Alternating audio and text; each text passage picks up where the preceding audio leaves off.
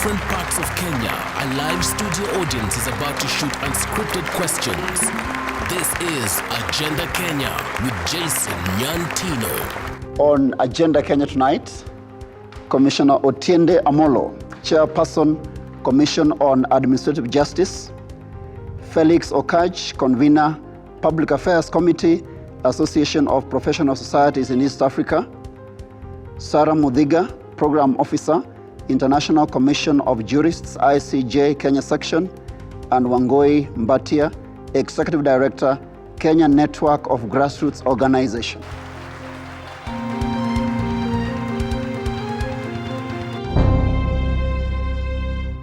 Thank you for joining us. Welcome to Agenda Kenya, your award-winning talk show. Tonight we focus on devolution. Is this the answer to Kenya's regional development disparities? I've got fantastic audience members coming in from different counties from across the country. You're most welcome to tonight's discussion. Our first question is from Boniface Mayabi. Boniface, your question. Okay, thank you. Maybe first I would say that I am the student chairman, Kenya Institute of Mass Communication, and I'm a youth leader in Mumias constituency. And I would ask this, that research has proven that half of Kenyans do not actually understand what we mean by devolution. And we are just headed towards the election period. And when you talk about devolution, it is about leadership, it is about governance. And what we want out of this is integrity.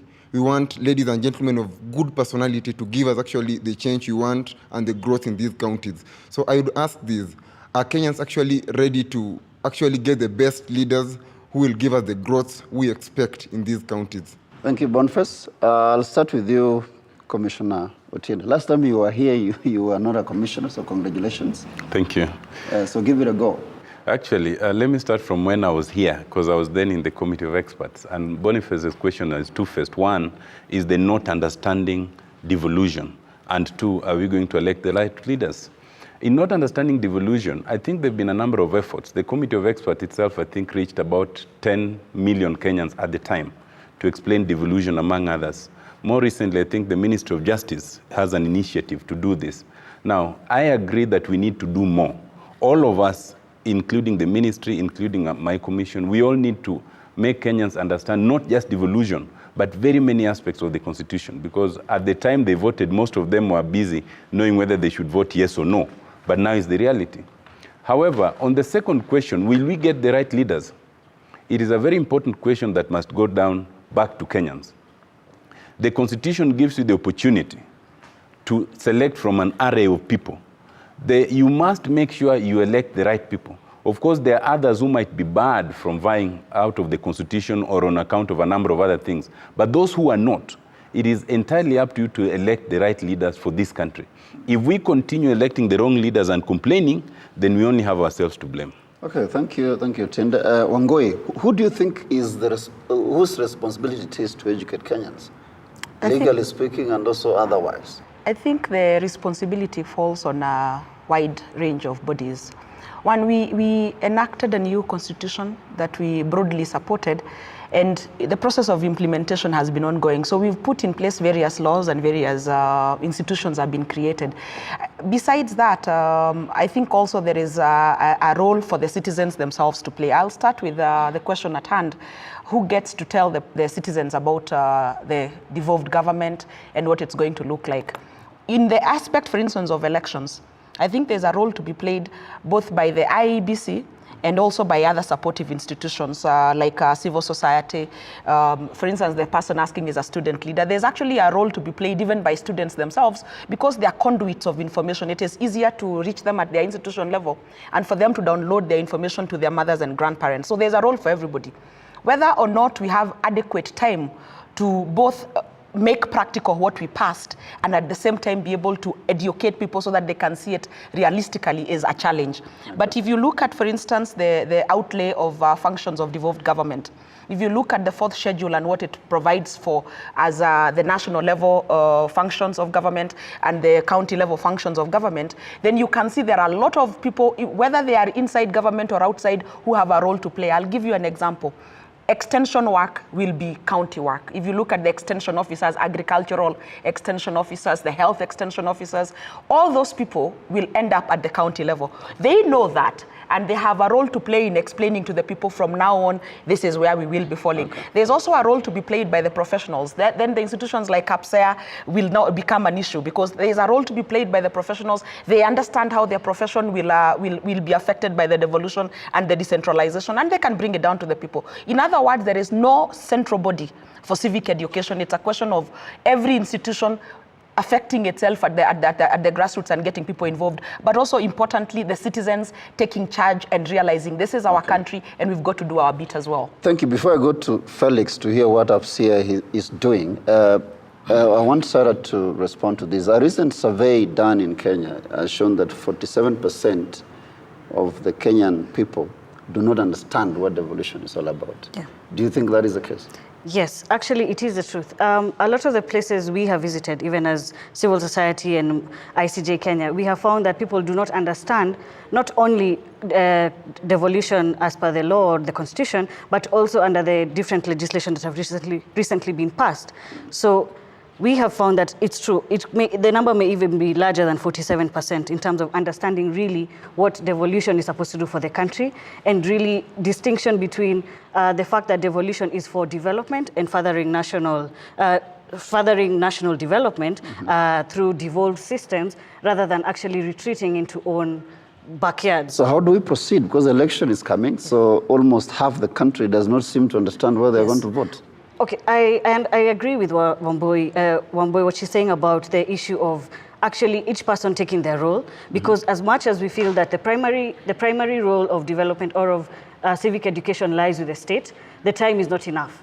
In terms of from right now, we have a lot of work to do. We have a lot of people who need to know who they're supposed to be voting for. The leaders who are out there campaigning also do not understand what their role will be as governors or otherwise. So at this point, I would say that the role spreads to all of us. We all need to understand what the Constitution provides. We all need to understand what different laws that have been recently passed provide for devolution. All right, Felix, yes, I'm getting worried.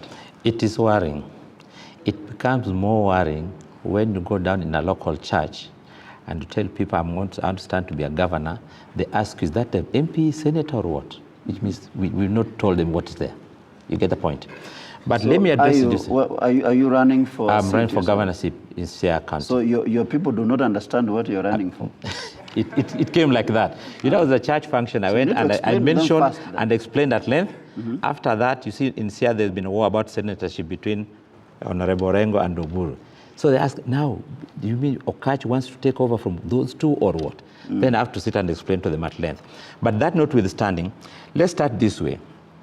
All of us Kenyans, we voted for the new constitution, and we said yes. And whatever we were saying for is there. Article 185, all the chapters about devolution are in the acts of, in the constitution, which we passed.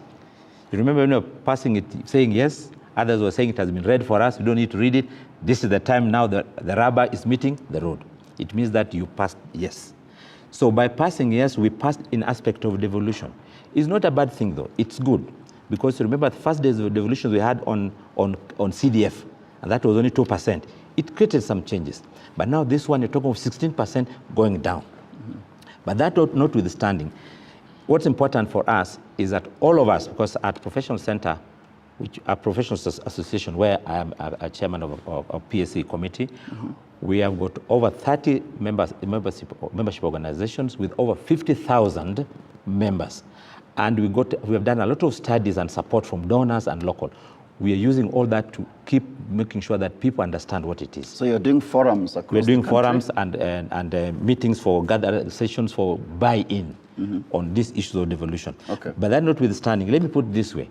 There are also certain acts of parliament which have been effected to be in line with the Constitution. Things like the Government Accountables Act, Transition Development Act, the Finance Management Act. You see now the Treasury is tied to the county arrangement. So all those things are in place. What I can ask all of us here is that take one step and ask and get involved. Okay. See, like the BVR elections going on, BVR registration. There's someone who, instead of going in, they're busy criticizing or asking questions. Okay. What we need to do is to get involved. Thank you, Felix. I need to take my next question from Jane Mureithi. Jane is a teacher. Thank you. I am a teacher, primary school teacher here at Nairobi. And I'm wondering, now that we have the governor and the senator coming from the county, the two of them have different roles, of which some of us don't know. We are wondering whether the matters of the county will stagnate because of the presumed powers of two centers of power. Is there a way that people will be made to know that the senator does this while the governor does the other one? Okay. Thank you. Thank you. Wangui, you want to take that? Yes. Senator and governor? Yes. You have, first of all, to understand the way our government structure is. We are going to have the executive arm of government. We will still have the legislative arm of government, and we will have the judiciary as well. The judiciary remains by and large national, so the court system will operate nationally. The executive, however, you have the national level executive, which will comprise of cabinet secretaries. That's who we have known as ministers, will be cabinet secretaries. Under the new constitution, there will be 14 to 22 of those. So one of the things that Kenyans need to start discussing is exactly how our cabinet will look in the future, because we are collapsing 40 cabinet positions now to 14 to 22, isn't it? Now, once that is done, that will be the president and the deputy president, and the cabinet secretaries will form our executive at the national level. Now, at the county level, we will also have the county government. Remember that our constitution says that governance in Kenya will be at two different levels, the national level and the county level. In the county level, there will also be an executive arm and there will be a legislative arm. Now, the executive arm will consist of the governor and the deputy governor and an executive committee that the governor under the constitution is allowed to nominate. Then at the county level, there will be again the legislative arm, and that consists of the county assembly, where we will all elect assembly representatives from the county level. Previously, we have known them as councillors because they are the ones representing us at the ward level. Save for the areas that have been designated as cities, which is Nairobi, Mombasa, and Kisumu. Immediately after the next election, the Local Authority Act will stand repealed, and therefore these local authorities will all not exist. We will all go to the county governance. Now, there is an important element in terms of legislative. You have to have the national legislative arms, which is the National Assembly and the Senate. They make laws. Okay. But the senator is also a conduit of county interests into the national level. So you will have members of parliament who are elected, of course, by people who are also within counties. They will carry that. But there will be the senators also will be a lawmaking body, but they will make laws at the national level. So our parliament now has two houses. You have the Senate and you have the National Assembly for various reasons. For instance, the senators will deal with a lot with the finances that are going to the county. The National Assembly will deal, of course, with the national kitty, and they have oversight on that. The difference now is that the governor and the senator are really not competing in terms of centers of power. They have different roles. Okay. The senator plays a legislative role, and the governor will essentially be in an executive role. Okay. So there is no contest between the two. Okay, thank you. This discussion takes a break. Stay with us. Don't go away.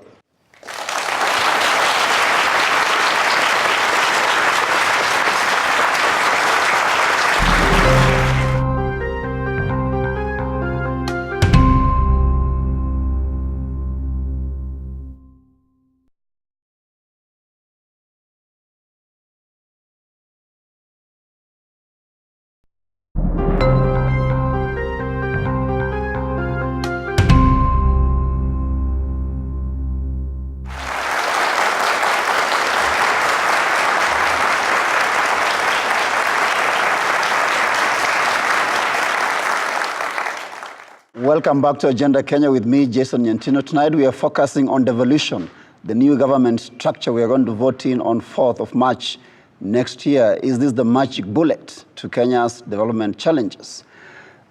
Commissioner, before we took a break, there was a discussion about senator and the governor's role. Could you just expound on that a little bit? And what was the thinking behind it? Because Some Kenyans think, we are going to have more members of parliament, more salaries, Thank you.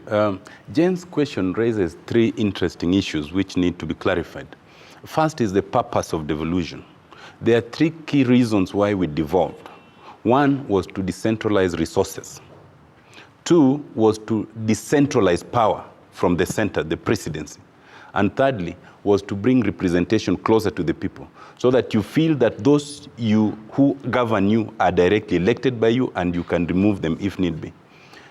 Decentralization of resources is what the senator stands for in this setup. Decentralization of power and representation is what the county government stands for. But the second related question is, where is the center of power? Are there 2 centers of power? As Kenyans, we love that debate. As a matter of fact, it's not even 2. The question usually is the senator, governor, and member of parliament, who's the more powerful one. In the setup of the constitution, it's not about who's more powerful. All of them are powerful, each with their specific role. The primary role of the county governor is to assume the role that the president plays in the nation. So within the county, it's a small reflection of the national executive, doing everything that one would do. It's like a class prefect, but they're still a school captain. The role of the senator is to protect that county at the national level, because the governor's business is only at the county. He has no business up there. Now, where their interests lie is to be protected by the senator. That is why any legislation that affects counties, the senator must play a role. Any question of allocation of resources, the senator comes in. So there was no, in your thinking as you were drafting the constitution, there was no way one parliament could do those 2 roles? No. It wouldn't, because then it would be conflicting. You see, the small government at the county level is supposed to focus on the people within that county. Okay. The senator's role is to protect that county, but to have national interests as well as they're doing that. So now, the third aspect of that question is, would there possibly be a conflict? There would not be any conflict. The issue is, in the setup and in their job descriptions, the senator's job is one which is nationalistic, but with a very clear knowledge of the county. The county governor's job obviously has to be a politician, because they have to be elected directly by the people. But the governor ought to be a political bureaucrat who understands how you run businesses, how you optimally use the money that comes in, how you can raise more money, and make sure that it's not siphoned. Thank you. I'll take my next question from Asterius Ratemo, who is a student. Ratemo, your question. Okay. Mine, I come from Dagoretti. I work with the Youth Economic Empowerment Program. My question is this. The central government has lately been accused of massive corruption, nepotism, and tribalism. Are we not seeing this replicating back to the devolved counties, whereby we see these people, these leaders who have reportedly been accused of their vices, going to seek for the positions of either governor or senator? Okay. That's my question. Sarah, are we creating 47 centers of corruption? That's a good question, especially because that is what the feeling within many Kenyans is, that we have the same leaders vying for the positions who have been allegedly or even otherwise been implicated in a lot of corruption schemes. Now, I think the answer to that question, without even speaking to what the law says, first of all, is again comes back to the people.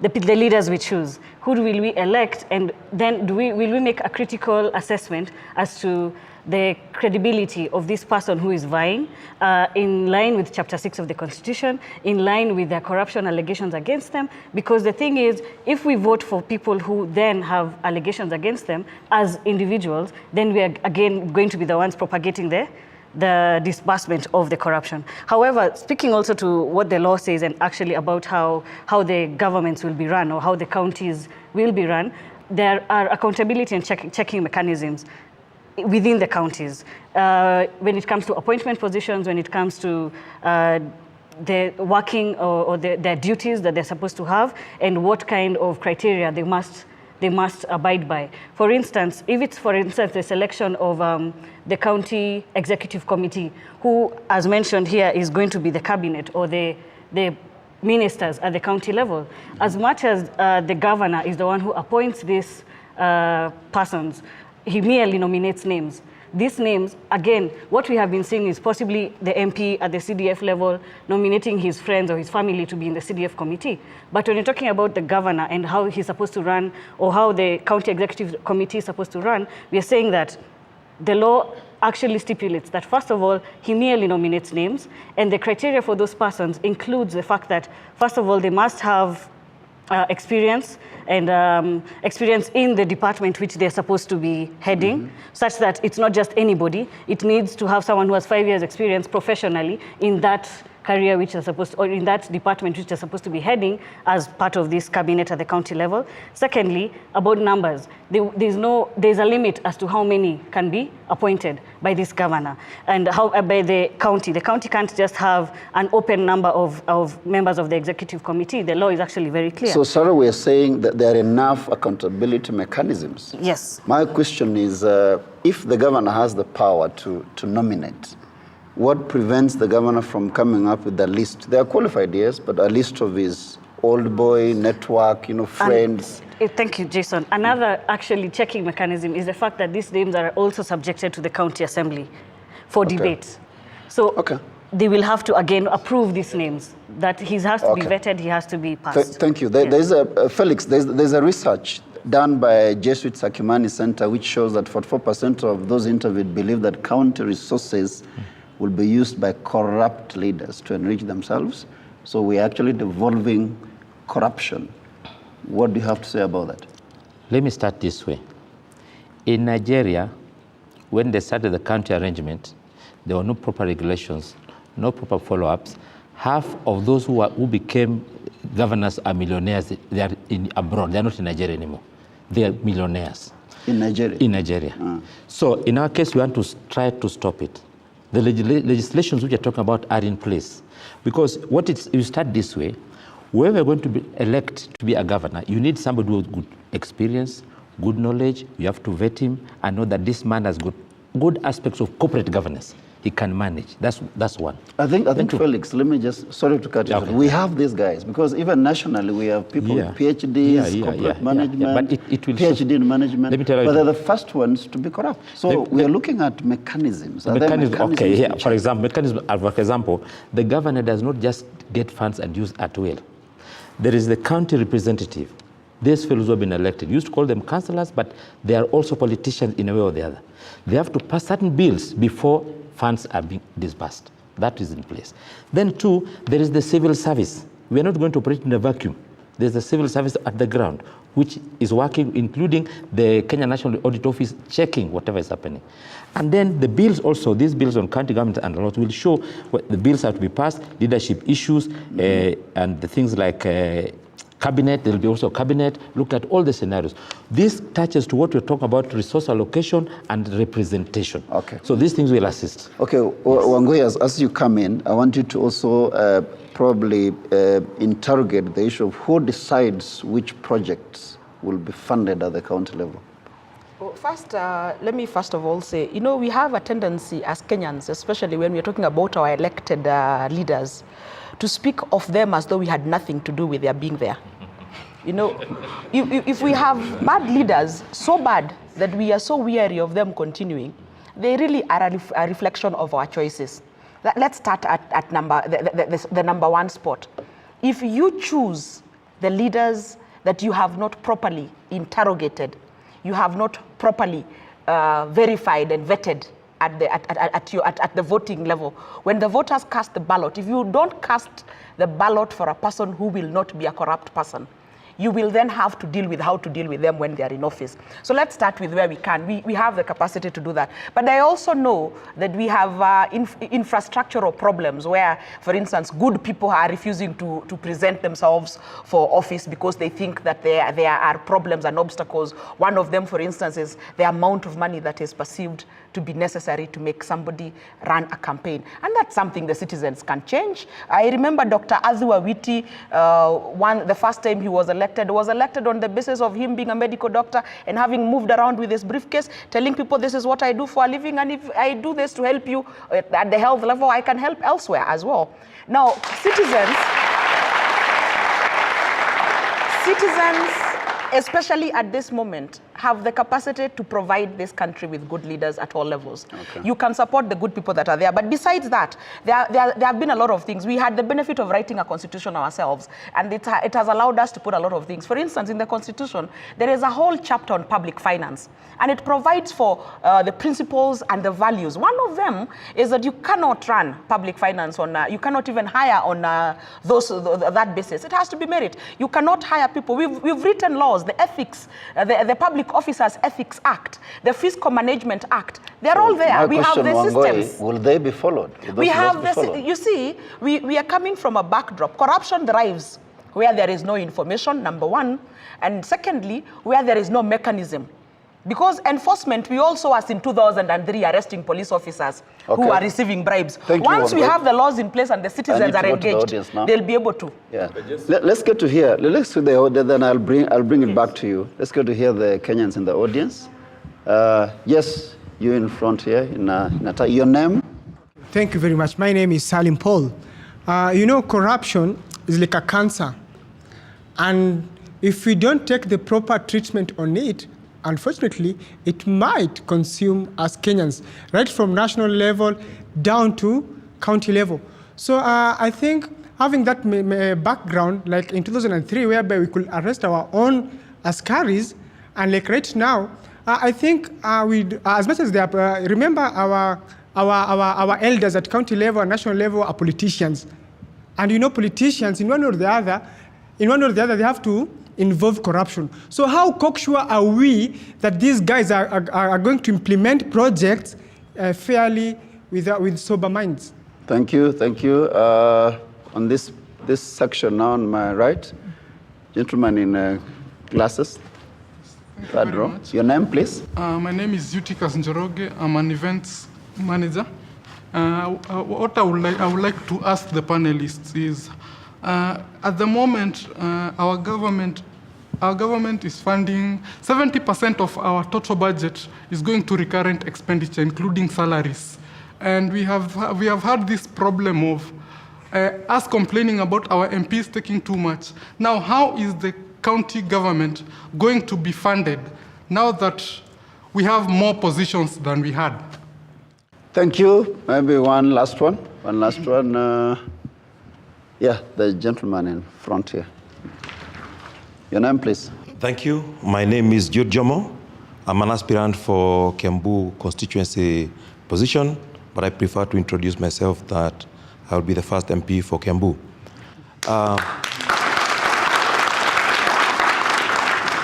My question is, you have talked about very good laws that have been made to make sure that we do not devolve dictatorship from national level to county level. I also understand that we are in a country that is not known to really enforce its rules, especially if we consider like the Machuki rules that were very good, that brought order into our roads, and now they are not being enforced, and we are having so many accidents. My question is, what mechanisms have been put in place to ensure that these rules are followed and that dictatorship does not devolve down to county levels? Thank you for that. Agenda Kenya takes a break now, and if you're watching us, this is a good time to be part of this debate by responding to this question. Do you think devolution is the answer to Kenya's regional development challenges? Text your response to the number on your screen. Give us your name and location. You can also add a brief comment as to why you think it is or why you think it is not. We'll be right back.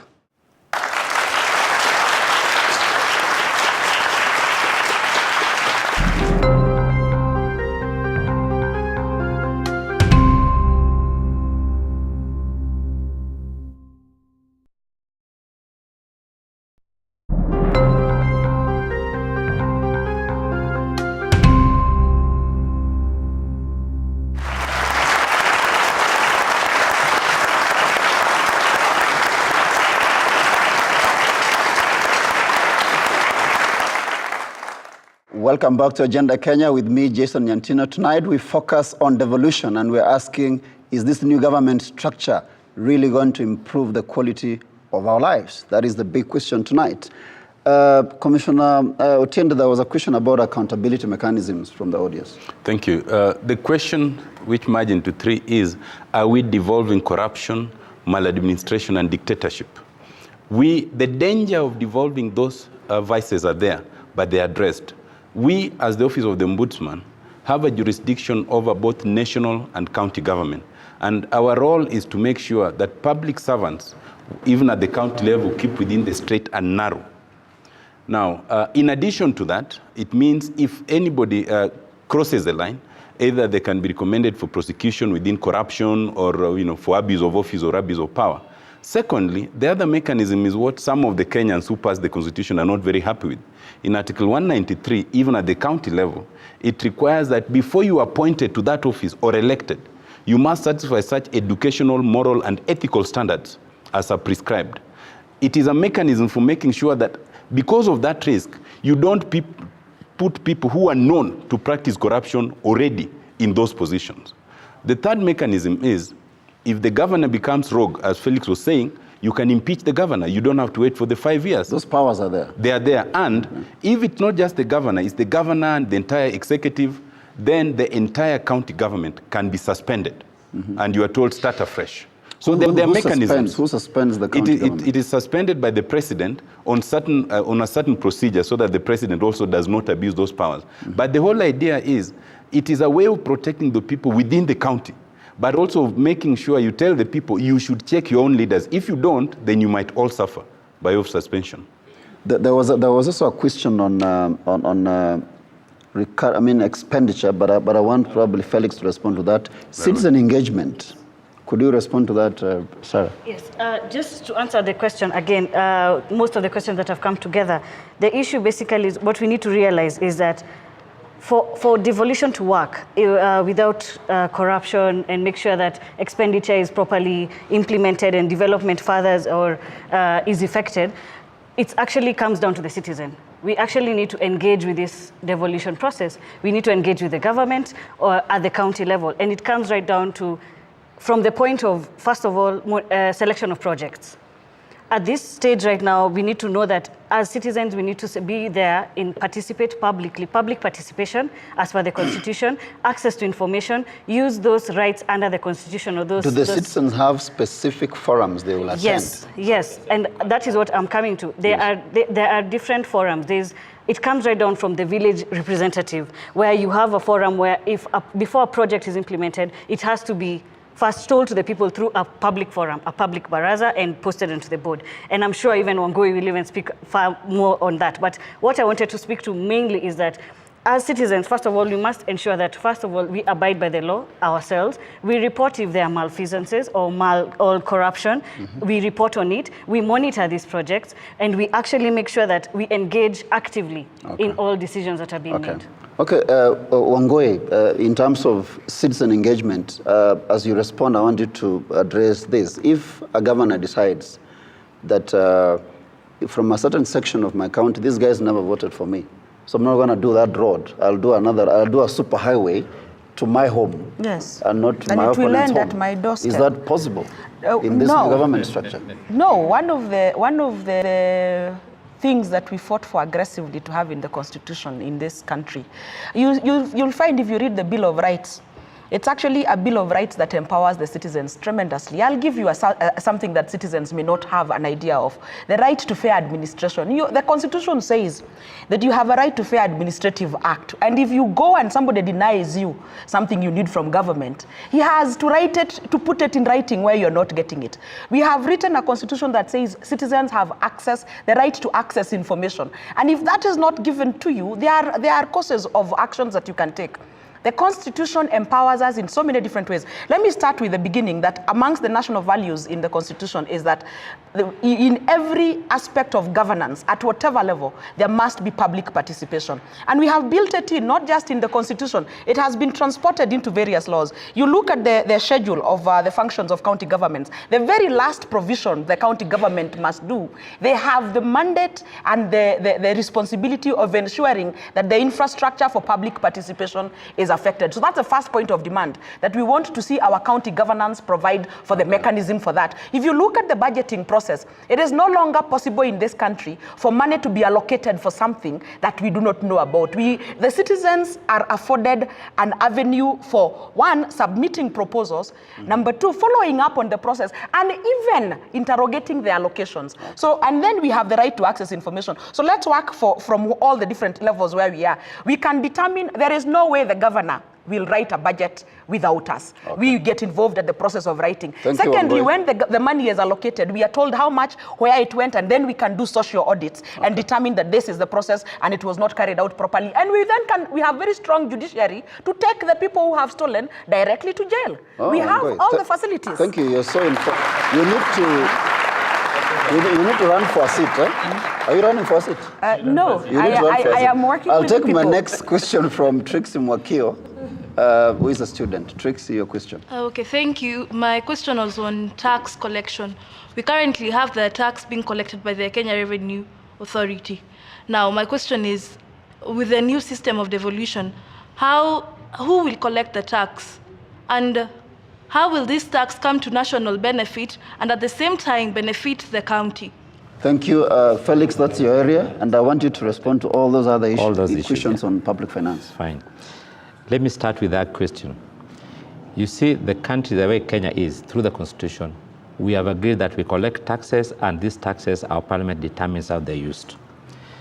First of all, through parliamentary bills, appropriation bills, come up with bills and say, this is how we are going to collect taxes. VAT, customs duty, and all other taxes. That's the central government's role. And then there's also, every year, there's a fiscal plan. The fiscal plan, budget process, which papers which must be submitted to Parliament, then they debate the budget nationally. In the course of the debating nationally, by Constitution, 16% of the revenue so collected goes to the county, which the bulk of the money is still at the center. Is it 16, fellas, or 15? 15%, okay. But that's minimum 15%, but more as time goes, it will be more. So minimum 50% goes to the county. The balance remains. Now, that balance, it means the central government is still in place with the normal civil service, a lot of projects the way they're done before. Now, the lesson for devolution is that you remember the time we started with the CDF, the year 2003. It was only 2.5%. In certain places, you saw how it created changes. In certain places, because of bad management, it did not. You remember the Youth Fund and Women Fund, all that was an aspect of devolution. These were learning lessons which we have learned from. And it shows that now with the coming of the country, we are going to do much better. Now, let me come to the issue of, one asked that this 70% of our revenue, goes to a recurrent expenditure. Fair enough. Kenya, I've done some jobs in the region, luckily enough, and abroad. Kenya is one country which is envied in Africa because we collect 90% of our money and can use it without borrowing. Kenya can survive without borrowing. We collect the taxes. Remember the days 2002 when people are really queuing to pay taxes. So we can collect our taxes and use that to create employment and make our youth work. Okay. But certain projects, which are major projects like road construction, bigger ones, we go into development partners, and those things come and assist us. It means that there's something I need Commissioner to respond now that he had the opportunity to write this constitution. Yes. There's an element of property tax which the county governments have power to impose. That is the term that has been used in the constitution, and also entertainment tax. Yes. About property tax, don't you think the cost of living is going to shoot with this new government structure? The answer is no, for two reasons. First of all, it's not exactly new. As we speak right now, property taxes are collected within what we call local government. The only difference is those local governments collect the taxes and remit it to Nairobi. And most of the tax never finds its way back to the people. In this setup, you collect those taxes and you use it to develop the people. But is there a danger that one county could decide that property tax for one house, which you bought at $500,000, is 1 million? The answer is no. Because the Constitution is also very clear on that. You cannot impose such taxes as to sabotage the national economy. Mm-hmm. So legislation will also prevent that.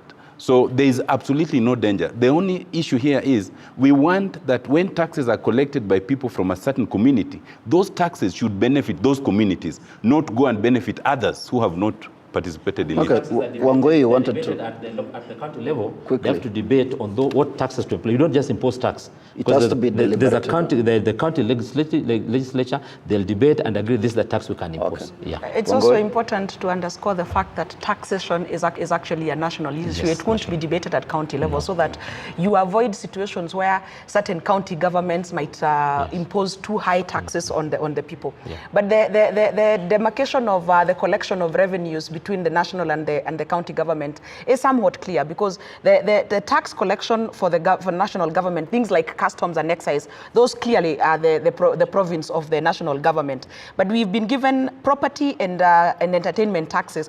And if you think in terms of the land rates we are already paying, that is possibly what they have in mind, that those rates will be collected at the county level and therefore will be deposited within the county. But also, if you look at the functions of county government, the licenses, the parking fees, for instance, those are all revenue generating mechanism for the county government. It is true that we seem to have created a rather large government, and that is something that we need to sit again as a people to navigate. How do we manage to keep our recurrent expenditures low so that we can use most of our monies for government? But I refuse to subscribe to the notion that seems to be prevalent, that we must maintain certain very high salaries, because we put in the Constitution the Salaries and Remuneration Commission that is supposed to rationalize our expenditure. And I think if we, the people, start supporting those kinds of commissions, then we can even have our members of parliament bring their salaries lower so that we can have more of the money accessible for us to do our Thank you. Sarah, there's the element of marginalized groups or communities within those counties. I'll give you an example. In Migori County, the Kuria constituents, this was a report from National Cohesion and Integration Commission, and this is what they found out. The community has resolved to stay silent and aloof from the entire process, that is the process of devolution, secede to join their fellow couriers across the border in Tanzania, Kuria see Kenya, or initiate armed struggle. This is a government report. So do you think there are mechanisms within the devolved structures to take care of such groups? Yes, actually there are several mechanisms within the devolved structure to take care of marginalized communities. As you would find even in the Constitution and even in the county legislation, each section actually thinks of, or rather speaks of, paying special consideration to marginalized groups and youth and women and children. However, of more importance to this situation specifically is that, for instance, in that county, it would be very important then to make sure that, or rather to encourage them not to secede and actually participate, because there is the provision that they should actually have special seats or considered minorities and marginalized groups are considered for special seats, and they must also be encouraged to petition whenever an issue is against them or they feel that they are being marginalized. Again, there's a mechanism for petitioning, the governor petitioning the county assembly, just so that their issues are raised as specific to them. Thank you very much. Thank you very much. I've run out of time. I'm sorry, I've run out. Constitution is there. Very quickly. You see what it means, that whatever you're doing, there's the main constitution, which guards how minority interests have been protected. You can't forget that, yeah. Thank you very much. Yeah. And that's where the curtains fall for Agenda Kenya this week. I thank all of you for participation, and also to all of you at home for watching. You can still be part of this discussion by responding to this question. Do you think devolution is the answer to Kenya's regional development challenges? Respond to the answer. Sorry, I'll take that again. Do you think devolution is the answer to Kenya's regional development challenges? Text your response to the number on your screen. Give us your name and where you're watching us from. You can also add a brief comment on why you think why it's a yes or why it is a no. You can also extend this conversation to our Facebook and Twitter pages, and let's get to know what you think. And until next week, bye-bye.